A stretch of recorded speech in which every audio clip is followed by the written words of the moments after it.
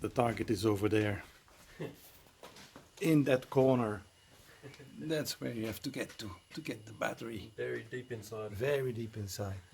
There it is hidden.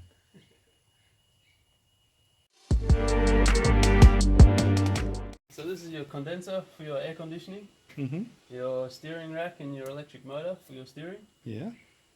Here is your pump for your air suspension, your reservoir for your air suspension. This is your brake servo, cooling pumps. This is a four-way valve for your cooling. This is your coolant, your brake fluid, screen wash. There's fuses and relays. And your 12-volt battery up under there.